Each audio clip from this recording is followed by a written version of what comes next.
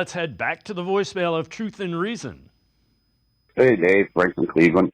Our defense is like one, maybe two guys away from being really elite, I think. And defense does win football games and keeps you in them. So what's the sense if we go out and get Travis Hunter? If you can't stop the pass and the quarterback you're facing, then our offense is no way going to keep up matching these teams point for point. So that's why I'm going defense with Abdul Carter. Yeah, Travis Hunter is a game breaker and all this and that, but the defense is closer to the offense to be an elite. Then you got the rest of the draft to build on it.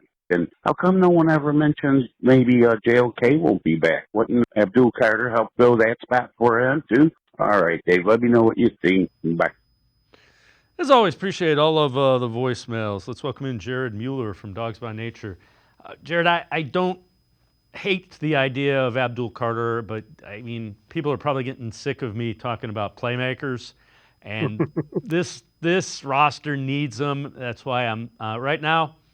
I was Abdul Carter. I'm leaning more towards Travis Hunter. I do have concerns about him. Just your thoughts.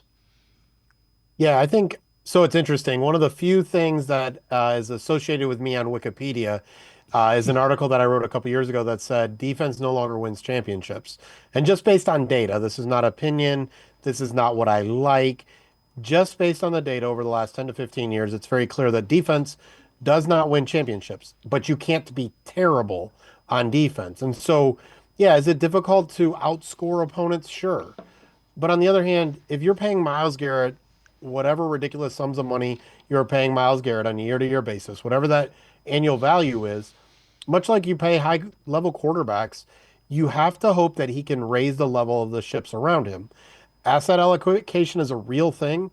Paying Myles all that money and then using the second overall pick for the same position is just really, really difficult to do in the NFL. It's a lot of money to put into one position. And so, yeah, a great defense is a lot of fun.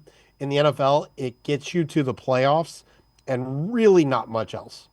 Well, and to that point, you look at their playmakers, and it's, they have David Njoku, hadn't been able to stay healthy, and they have Jerry Jeudy. And other than that, it's a lot of question marks. I know Colorado's Big 12, they're Power 4. I have concerns. Can Abdul Carter take the pounding of the NFL playing both ways? Well, I think the problem with Hunter playing both ways is he's probably not going to, right?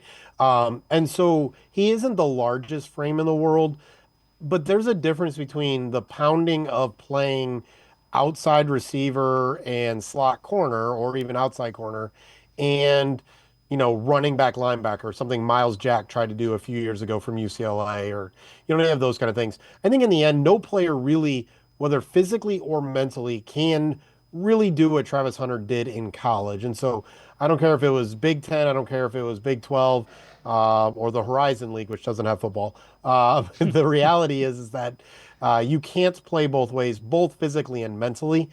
But I do think he has got, I mean, we have to remember Travis Hunter was the number one prospect coming out, went to Jackson State, surprised everybody following Deion Sanders.